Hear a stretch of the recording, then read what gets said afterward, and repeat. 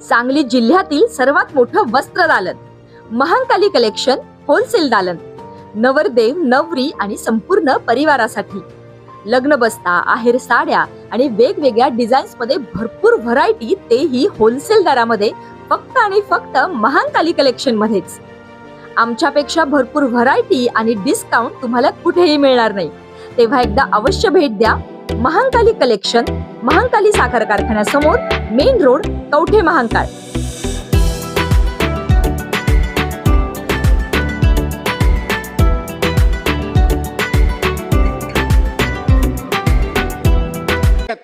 अध्यक्ष महोदय, आज अर्धा तास चर्चेवरती बोलत असताना एक महत्त्वाचा विषय, किंबहुना संपूर्ण अधिवेशनामध्ये ज्यावेळेस गृह विभागाच्या बाबतीमध्ये सन्माननीय सदस्य बोलत होते, त्यावेळेस आपापल्या भागातले आज अवैध धंदे असतील, मग त्यामध्ये ड्रग्ज असतील, गांजा असतील, या बाबतीमध्ये पोटतिडकीने सगळेच लोकप्रतिनिधी अध्यक्ष महोदय बोलत होते. आज अर्धा तास चर्चेला तासगाव, कवठे महांकाळ, सांगली जिल्हा यामध्ये जे अवैध धंद्यांचं रॅकेट अध्यक्ष महोदय अस्तित्वात आहे, आणि कधी कधी अध्यक्ष महोदय खरं तर पोलीस विभागावरती माझं मनापासून प्रेम आहे. त्यांच्या अडचणींसाठी आत्तापर्यंत साधारण मग हाऊसिंग असेल किंवा इतर गोष्टी असतील, या बाबतीमध्ये अनेक वेळेला आम्ही अध्यक्ष महोदय प्रश्न उचललेला आहे.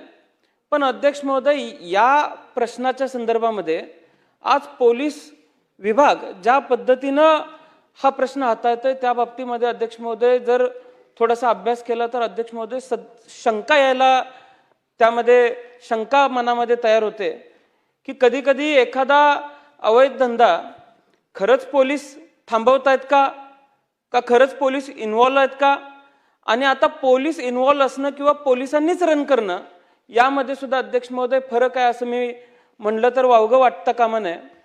आज ज्यावेळेस तासगाव असेल, कवठे महांकाळ असेल आणि सांगली जिल्ह्यामध्ये खरं तर प्रत्येक जण इथं आपापल्या भागामध्ये काहीतरी डेव्हलपमेंटची, विकासाची कामं झाली पाहिजेत असं सांगतायत.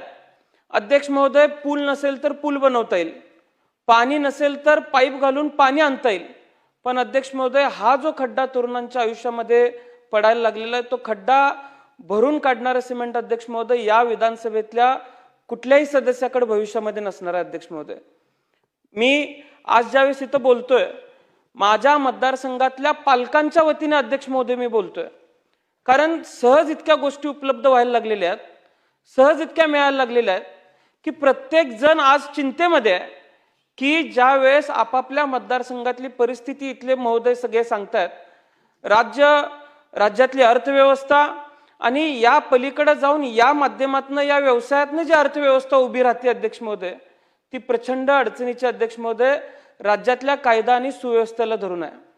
आज यशवंतराव चव्हाण साहेब या सदनाचे एकेकाळी प्रमुख होते.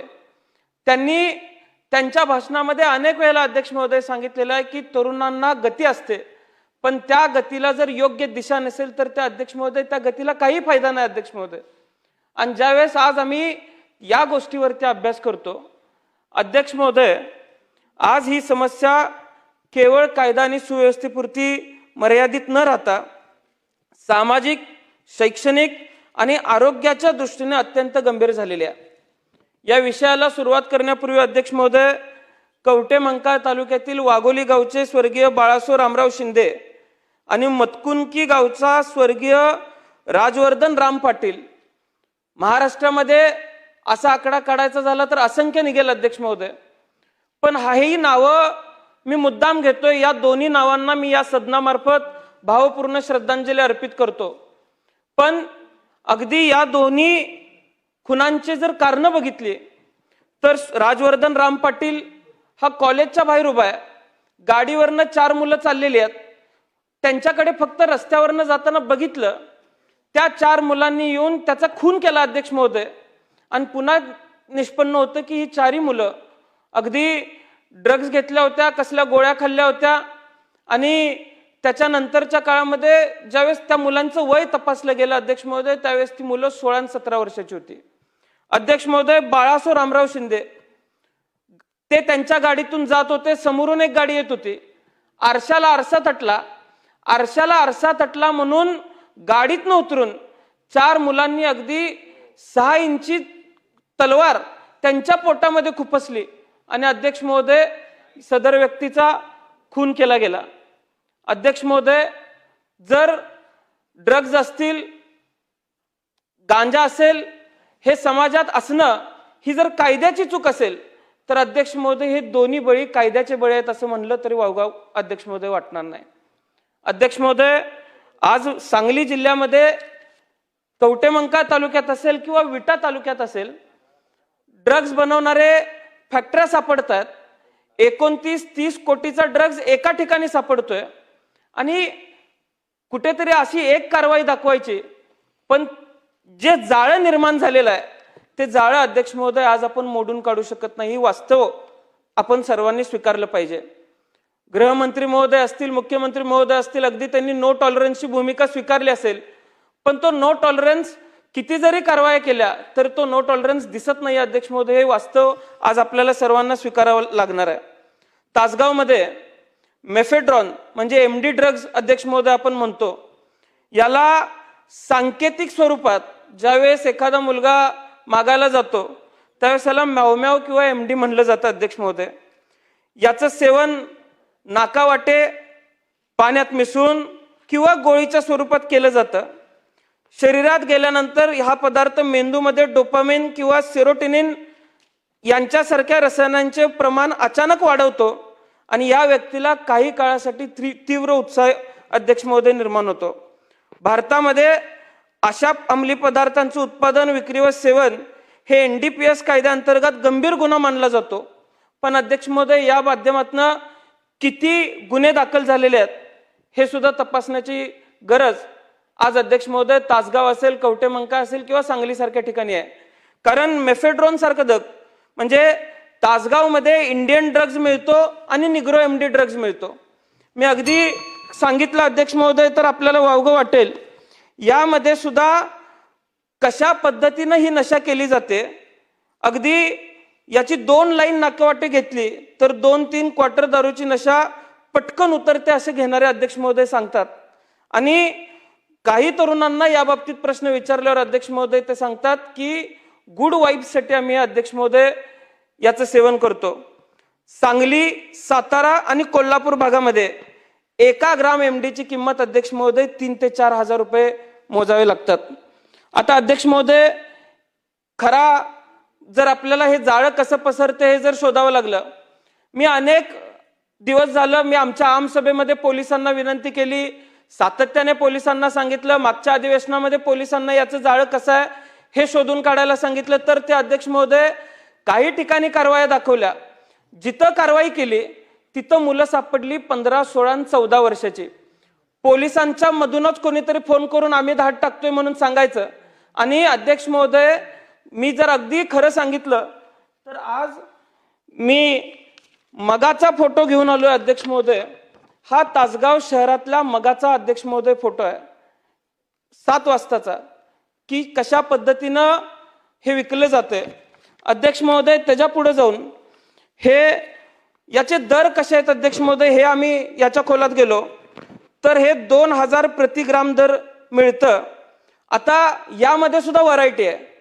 हे जर सांगलीमध्ये मिळत असेल तर 2000, आणि पुण्यावरून जर आणायचं असेल किंवा तासगाव, सांगली, मिरज, इस्लामपूर इथं, ईश्वरपूर इथं काही इंजिनिअरिंग कॉलेजेस आहेत, इथल्या विद्यार्थ्यांना याचा नशा करायचा असेल तर हे पुण्यावरून मागवण्यासाठी स्वतःच्या गाडीहून एकतर 4 पर्याय आहेत. स्वतःच्या गाडीने पुण्याहून पार्सल घेण्यासाठी येणे, स्थानिक पातळीवर विद्यार्थ्यांकडून किंवा डीलरकडून, 3रं कुरिअर पार्सल कडून किंवा 4थं ब्लाबलामधून. आता ब्लाबला हे मधल्या काळामध्ये त्याच्यावरती बंदी आणण्यात गेली, परिवहन मंत्र्यांनी त्याच्यावरती कारवाई केली गेली. पण जर पार्सल आणत असतील तर पार्सलला 5000 रुपये ग्राम किंमत मोजली जाते अध्यक्ष महोदय. आता अध्यक्ष महोदय, हे कुठल्या गाडीतून येतं या गाडीचे नंबर सुद्धा अध्यक्ष महोदय आमच्याकडे आहेत. जे आम्हाला सापडू शकतं ते त्या भागातल्या DBच्या अधिकाऱ्यांना किंवा SPना का सापडू शकत नाही, हा अध्यक्ष महोदय खरं तर संशोधनाचा विषय म्हणला तर वावगं ठरणार नाही. अध्यक्ष महोदय, गांजाचं सेवन सुद्धा तितक्याच मोठ्या प्रमाणात आहे. आज गांजा हा 21 ते 35 वयोगटामध्ये फार मोठ्या प्रमाणात घेतला जातोय. माझ्या मतदारसंघामध्ये मिरजच्या माध्यमातून आज रेल्वे मार्गे मिरजमध्ये हा गांजा येतो आणि त्या मिरजमधून संपूर्ण सांगली जिल्ह्यामध्ये या गांजाची साखळी अध्यक्ष महोदय विस्तारलेली आहे. आता मिरजमध्ये हा जर गांजा येत असेल, या गांजाची किंमत अध्यक्ष महोदय 30 ते 50 रुपये प्रति 4-5 ग्राम ही ग्राम गोळीच्या माध्यमातून अध्यक्ष महोदय विकलं जातं. आता या गांजाचं सेवन केल्यानंतर देखील मोठ्या प्रमाणात हानी ही तरुणाच्या स्वास्थ्याला निर्माण होते, मानसिक आरोग्याला निर्माण होते आणि या माध्यमातून आजपर्यंत आपण बघितलेल्या वेगवेगळ्या माध्यमातून खून सुद्धा अध्यक्ष महोदय घडलेले आहेत. अध्यक्ष महोदय वेगवेगळ्या पद्धतीच्या गोळ्या देण्यात येत आहेत. माझ्या मतदारसंघामध्ये गेल्या वर्षापर्यंत जुगाराच्या अड्ड्यांवरती छापे टाकले. त्या तासगाव तालुक्यात 47 गुन्हे दाखल झाले, कवठेमंकाळ तालुक्यात 34 गुन्हे दाखल झाले. जुगाराच्या अड्ड्यांवर छापा टाकले, तिथनं जे सामान गेलं गोळा केलं गेलं तिथं 2 गुन्हे दाखल झाले. अध्यक्ष महोदय, काही वृत्तपत्रांमध्ये आज सांगली जिल्ह्यातलं येते की पोलीस या सगळ्याकडे अर्थपूर्ण कानाडोळा करतात. ज्यावेळेस मी पत्रकारांशी चर्चा करतो, 10-12 कोटी रुपये महिन्याची उलाढाल या माध्यमातून उभा राहते असं पत्रकारांचं मत आहे. अध्यक्ष महोदय, आज मी मगाशी मांडल्याप्रमाणे मिसरूडही फुटले नाही, या वयात हातात चाकू, लूटमारा आणि गांजा अशा पद्धतीची परिस्थिती सांगली जिल्ह्याचे अध्यक्ष महोदय झालेली आहे.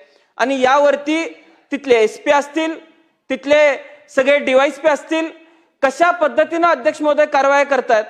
मी मगाशी पहिलंच वाक्य अध्यक्ष महोदय वापरलं की पोलीस इन्व्हॉल्व असणं आणि पोलिसांनी रन करणं.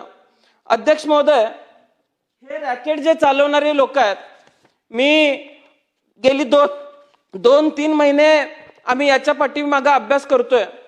अध्यक्ष महोदय, काही पोलीसच हे रॅकेट चालवणाऱ्यांकडून काहीतरी गोळा करतायत आणि काहीतरी विकतायत हे अध्यक्ष महोदय दिसतंय. पोलीस इन्व्हॉल्व असणं आणि पोलिसांनीच हे व्यवसाय रन करणं यापेक्षा अध्यक्ष महोदय काय वाईट असू शकतं.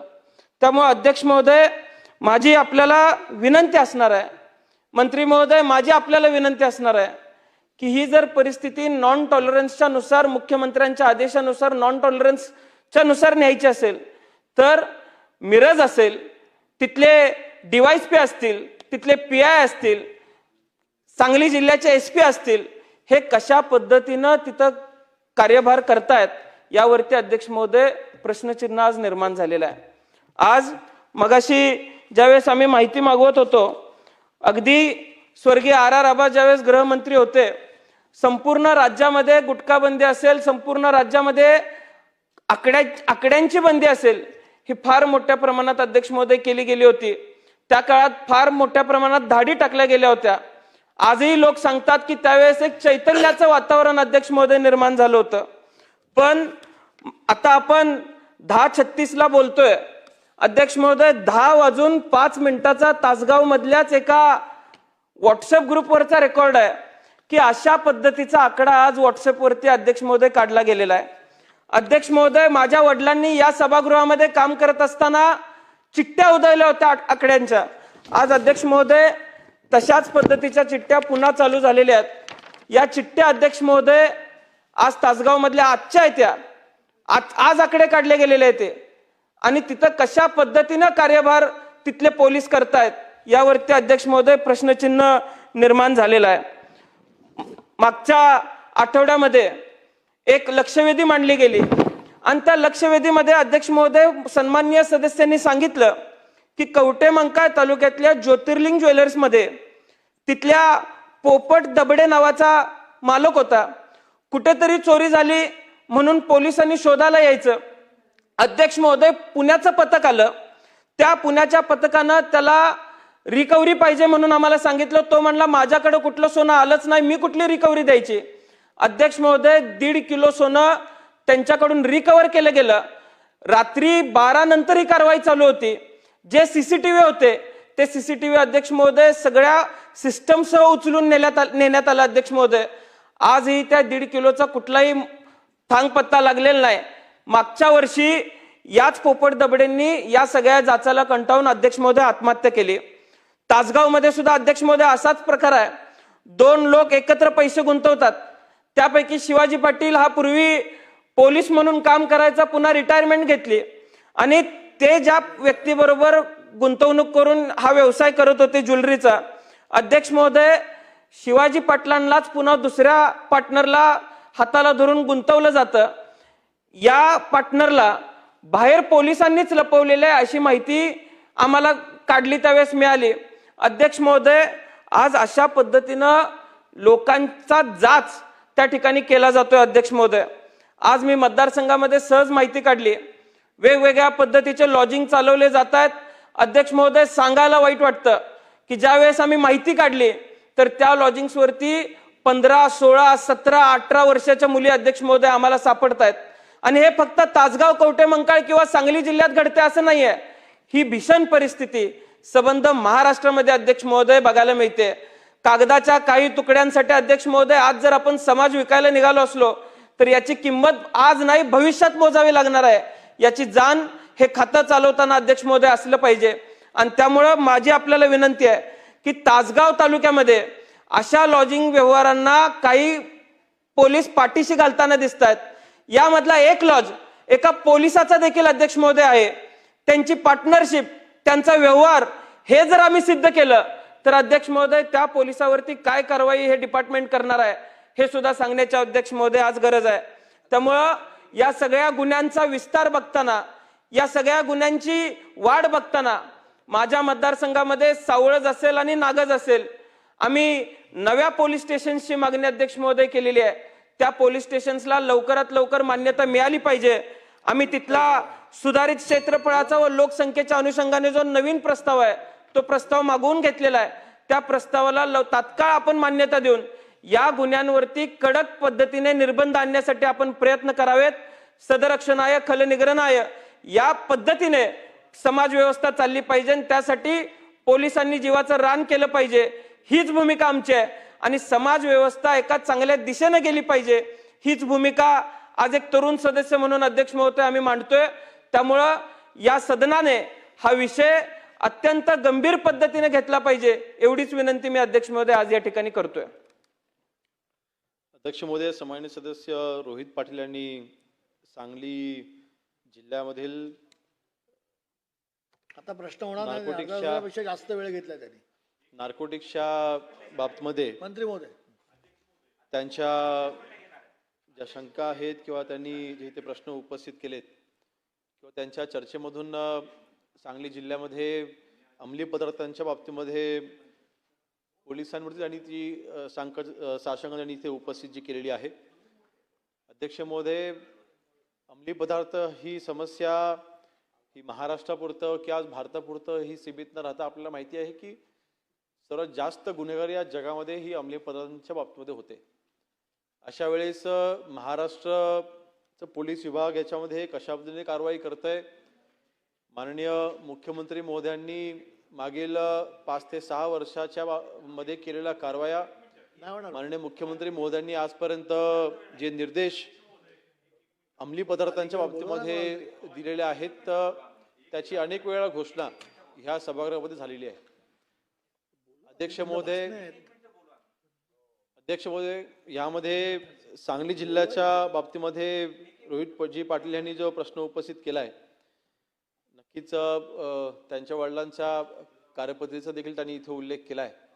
आपल्या वडिलांनी महाराष्ट्राचे गृहमंत्री म्हणून काम पाहिलेलं आहे आणि अतिशय उत्तम, त्यांना आम्ही आदर्श म्हणून आजही त्यांना समजतो आणि मानतो.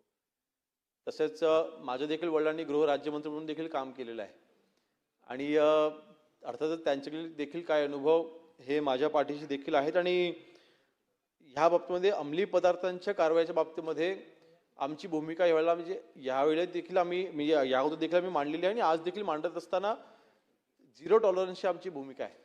आणि ह्यामध्ये अर्थातच कारवाईची अपेक्षा होत असताना आता जशी ज्या कारवाईचा आपण इथे उल्लेख केला आहे, आपल्या उत्तरामध्ये देखील निवेदनामध्ये देखील त्या कारवाईचा उल्लेख आहे की ह्या मागील वर्षी जानेवारी महिन्यामध्ये आपण ही कारवाई केली होती.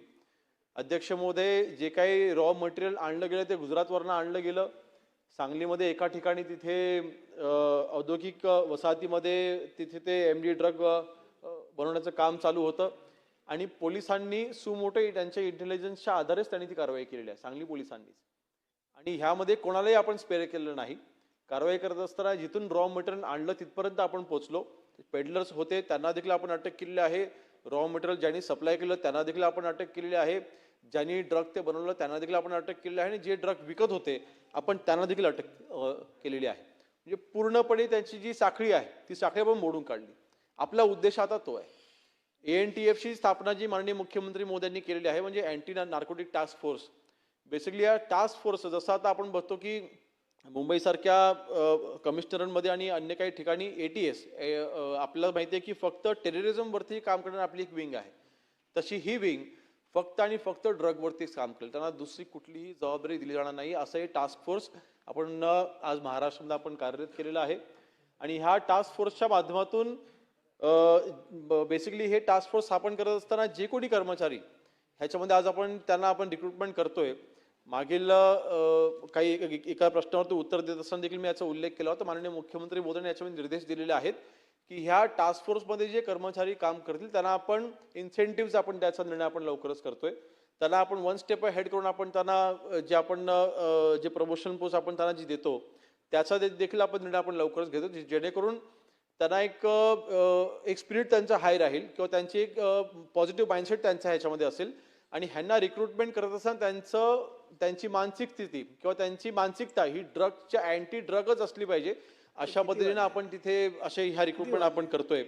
आणि अध्यक्ष महोदय ह्या सर्व कारवाई होत असताना अर्थातच 2 महत्वाचे निर्णय आपल्या सरकारने घेतलेले आहेत. त्याच्यामध्ये आजपर्यंत नार्कोटिक्समध्ये आज आपण जी काही कारवाई आपण करतो NDPSच्या अंतर्गत आपण ह्या कारवाई आपण करतो आणि अतिशय कडक कायदा आहे. परंतु त्याही पेक्षा पुढे जाऊन जो आतंकवाद्यांना आपण जो कायदा लागू केला मखोका जे आतंकवादी कारवाई जे करतात तशाच पद्धतीच्या अध्यक्षमध्ये मला संरक्षण द्यावं अशा पद्धतीने म्हणजे आपण आता मखोका सारखा कायदा जे ड्रग हँडल करतील जे कमर्शियल क्वांटिटी हँडल करतील अशांना आपण मखोका देखील आपण लावतोय. 10 पेक्षा जास्त आरोपींवरती आपण मखोका ऑलरेडी दाखल केलेला आहे आणि हा आकडा वाढतोय. जे कोणी सराईत गुन्हेगार याच्यामध्ये आपल्याला सापडत आहेत त्यांच्यावरती आपण हा गुन्हा दाखल करतो. आणि विशेष करून जे पेडलर्स आहेत आपला टार्गेट हा पेडलर्स आहेत. ही साखळी मोडून काढली पाहिजे. जिथे मॅन्युफॅक्चरिंग होते अर्थातच तिथे आपण छापे मारून आपण कारवाई करतोय परंतु साखळी पकडणं जिथे रॉ मटेरियल येते तिथून पेडलर्सला पकडणं आणि जो सप्लाय करतो त्यांना पकडणं कन्झम्पशन करतात त्यांच्यावरती जो गुन्हा दाखल करतो आपण करतोय. परंतु मला वाटतं पेडलर्सना पकडणं हे एक त्याच्यावरती आपण काम करतोय आणि त्या कारवाई आपण मोठ्या प्रमाणात आपण राज्यामध्ये केल्या आहेत. मी आपल्याला आकडेवारी सांगेन आपण जसा वाढता क्रम आहे शेवटी कारवाईची संख्या देखील वाढते. 2024ला जवळपास 15,400 गुन्हे आपण दाखल केले होते आणि जी अटकेंची जी संख्या होती जवळपास ती 16,000च्या दरम्यान होती. आज आपण जवळपास 17,500 पेक्षा जास्त गुन्हे आपण दाखल केले म्हणजे एका दीड वर्षाच्या कालावधीमध्ये आपण 1,500 ते 2,000ने आपली कारवाई आपण वाढवलेली आहे. आणि म्हणून मला वाटतं ह्याच्यामध्ये दुसरा एक आपण जो निर्णय घेतलाय की अर्थातच काही ठिकाणी आपल्याला देखील शंका ती आहे की पोलिसांच्या काही कर्मचाऱ्यांच्या मदतीने तिकडे हे सगळं घडते अशी देखील शंका अर्थातच आपल्याला होती. आणि त्या अनुषंगाने मुख्यमंत्री मोदींनी सभागृहामध्येच घोषणा केली होती की ह्यापुढे जर का कुठल्याही पोलीस कर्मचाऱ्यांची किंवा अधिकाऱ्यांची डायरेक्ट इन्व्हॉल्वमेंट असेल ह्या सगळ्या हे जे काही अंमली पदार्थांच्या बाबतीमध्ये कारवाई करत असताना जर का आढळलं तर त्यांना बडतर्फ केलं जाईल आणि त्याला निलंबित देखील केलं जाईल. तर आपण आजपर्यंत 15 पोलिसांना कर्मचाऱ्यांना आपण बडतर्फ केलेलं आहे सेवेतून आणि 10 पोलिसांना आपण तिथे निलंबित देखील केलेलं आपण कारवाई देखील केलेल्या आहेत. तर नक्कीच सांगली जिल्ह्याच्या बाबतीमध्ये आपण जे इथे पुरावे इथे आपण उपस्थित केले आहेत माननीय अध्यक्ष महोदय आपल्या मार्फत ते आमच्यापर्यंत किंवा सदस्य महोदयाने आपण ते मला द्यावेत. ज्याच्या बाबतीमध्ये आपल्याकडे पुरावे असतील नक्कीच त्यांच्यावरती कठोर कारवाई केली जाईल. मी आज सांगतोय जर का कुठलाही पोलीस कर्मचारी याच्यामध्ये इन्व्हॉल्ड असेल तर त्याच्यावरती थेट बडतर्फीची कारवाई होईल. कुठेही त्याच्यामध्ये गैरगाई केली जाणार नाही. या बाबतीमध्ये आम्ही स्पष्ट आमची भूमिका आहे की याची 0 टॉलरन्सची भूमिका घेऊन आम्ही चालतोय. आज आपली तरुण पिढी ह्याच्यामध्ये बर्बाद होता कामा नये. आज रोहितजी तुम्ही देखील तरुण आहात मी देखील तरुण आहे. आज आपली मित्र आपल्या वयाची मित्र असलेली काही पिढी आपण बर्बाद होताना पाहतोय. अर्थातच ते आपल्याला रोखायचं आहे त्याकरिता स्ट्रिंजंट ऍक्शन घेणं गरजेचं आहे ते आपण घेतोय. आणि मला वाटतं आपण एक इथे ज्वेलरी व्यवसायाचा आपण इथे विषय इथे घेतलेला मला वाटतं तो विषय सभागृहामध्ये काही दिवसांपूर्वी आला होता. मी त्या बाबतीमध्ये देखील चौकशीचे आदेश हे मी दिलेले आहेत. आणि लॉजिंग व्यवसायामध्ये एक पोलीस कर्मचारी तिथे आहे आणि तिथे काही गैरप्रकार चालतात असे आपली जी माहिती आहे नक्कीच त्याची देखील तातडीची चौकशी ही केली जाईल. जर का हे पोलीस त्याच्यामध्ये इन्व्हॉल्ड असेल तर त्यांच्यावर निलंबनाची कारवाई केली जाईल. आणि मी पुन्हा एकदा सांगतोय की सांगली जिल्ह्यामध्ये विशेष म्हणजे आता ह्या अधिवेशनानंतर मी स्वतः सांगली जिल्ह्याचा दौरा करणार आहे. त्यावेळेस संबंधित आपले जे पोलीस अधिकारी आहेत त्यांना ज्या सूचना फोनवरनं ज्या द्यायच्या ते मी देईनच, परंतु प्रत्यक्षामध्ये येऊन देखील मी स्वतः आढावा तिथला जिल्ह्याचा मी घेणार आहे. त्यावेळेला अर्थातच सगळ्या लोकप्रतिनिधींना विचार घेऊन तो दौरा होईल ते होईल. परंतु सांगली जिल्ह्याच्या बाबतीमध्ये आपली जी धारणा आहे की हा ड्रग मुक्त सांगली जिल्हा व्हावा, त्या दृष्टीने अवेअरनेस प्रोग्राम देखील आपण करतोय. शेवटी स्कूल असतील, कॉलेजेस असतील किंवा तरुण पिढी ह्याच्यामध्ये जास्त ओढली नाही गेली पाहिजे. ह्याकरिता तरुणांमध्ये ह्याचे काय दुष्परिणाम होतात ह्याचं अवेअरनेस देखील आपण केलं पाहिजे. जे पालकांना सोबत घेऊन आपण केलं पाहिजे. असे काही अवेअरनेसचे प्रोग्राम देखील आपण तिथे करू आणि एक विशेष कार्यक्रम आपण तिथे राबवू. विशेष म्हणजे मी माहिती देईन की सांगली जिल्ह्यामध्ये पालकमंत्री महोदयांच्या अंडर एक टास्क फोर्सची देखील स्थापना झालेली आहे. मला वाटतं महाराष्ट्रामध्ये असे जास्त टास्क पालकमंत्री महोदयांच्या अंडर नाही, परंतु सांगली जिल्ह्याच्या पालकमंत्री महोदयांनी इथे अँटी ड्रग टास्क फोर्सची स्थापना देखील केलेली आहे. आणि आपल्याला माहिती आहे की तिथे एक एनकॉडची म्हणजे प्रत्येक जिल्ह्याला एक एनकॉड असते, एक जिल्हाधिकाऱ्यांच्या अंडर ही कमिटी असते आणि ती दर महिन्याला तिथे बैठक घेऊन ह्या ड्रग्सच्या बाबतीमधल्या कारवाईची तिथे आढावा घेत असते. तर त्या बैठकीमध्ये काय निष्पन्न झाले, तिथे कुठल्या कुठल्या गोष्टी समोर आलेल्या आहेत, तिथे आपण कारवाईसाठी काय पावलं उचलली गेले तर मी स्वतः ह्या जे काही एनकॉडची जे बैठकींचा आढावा मी स्वतः घेईन आणि सांगली जिल्ह्यामध्ये जे काही या बाबतीमधलं क्राईम कंट्रोल होण्याकरिता जी आवश्यक पावलं उचलणं गरजेचं आहे ते नक्कीच आपण उचलू. प्रश्न विचारा. सिंगल प्रश्न. महोदय, सदर कार्यवाही करण्यासाठी किती काळ लागणार आहे हे अध्यक्ष महोदय स्पष्ट होणं आवश्यक आहे. आणि त्याचबरोबर जे इन्व्हॉल्ड असतील, मग डिपार्टमेंटमधले असतील, अध्यक्ष महोदय माझी एक विनंती असेल की यामध्ये अशा गुन्हेगारांना किंवा पेडलर्सला राजकीय संरक्षण जरी कोण देत असेल तरी त्यांना सुद्धा या गुन्ह्याअंतर्गत त्यांच्यावर देखील गुन्हे दाखल करावेत अशी विनंती अध्यक्ष महोदय मी आपल्याला करेन. आणि इन्व्हॉल्वमेंट असणाऱ्या पोलिसांची थेट बडतर्फ करण्याचा आदेश तुम्ही किंवा निर्णय तुम्ही घेतलेला आहे, त्याबद्दल देखील मी तासगाव आणि कवठेमंकाळ तालुक्यातील आणि सांगली जिल्ह्यातील सबंध पालकांच्या वतीने मी आपले आभार मानतो.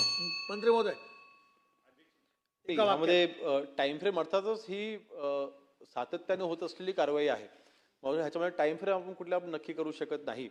परंतु ह्यामध्ये आता अर्थातच कोणाच्या राजकीय अभावापोटी जर का काही तिथे गुन्हे घडत असतील तर नक्कीच तपासामध्ये ते देखील समोर येईलच. आणि जर का अशी नक्की कोणाची इन्व्हॉल्वमेंट असेल तर त्याला ड्रग्सच्या ज्या कारवाई आपण त्या अंमली पदार्थ हँडल करण्यासाठी जे गुन्हे आपण दाखल करतो, जर का असं आढळलं की त्या कुठल्या एखाद्या व्यक्तीच्याकडनं अशा लोकांना अभय दिलं गेलेलं आहे तर त्यांना त्याची इन्व्हॉल्वमेंट सोडून त्यांच्यावर देखील तीच कारवाई केली जाईल. अभिजित पाटील. खुशखबर, मूळव्याधीचे आधुनिक उपचार आता आपल्या कवठेमंकाळ शहरामध्ये उपलब्ध. सुविधा, आधुनिक लेझर मशीन, दुर्बिणीतून तपासणी, ऍडमिटची गरज नाही. पोट विकार, गुद्ध विकार यावर आयुर्वेदिक उपचार व सल्ला. मूळव्याधी, शर, भगंदर, पायलोनायडल, सायनस यावर लेसर व आयुर्वेदिक खात्रीशीर उपचार. हार्निया, अपेंडिक्स, कान, नाक, घसा व स्त्रीरोग चिकित्सा, गर्भाशय काढणे इत्यादी सुविधा आता आपल्या कवठेमंकाळ शहरामध्ये डॉक्टर आलमगीर मुजावर यांच्या आशीर्वाद हॉस्पिटलमध्ये उपलब्ध. आमचा पत्ता दत्त मंदिर, जुना Agalgaon road, Kolekar petrol pump शेजारी, कवठेमंकाळ.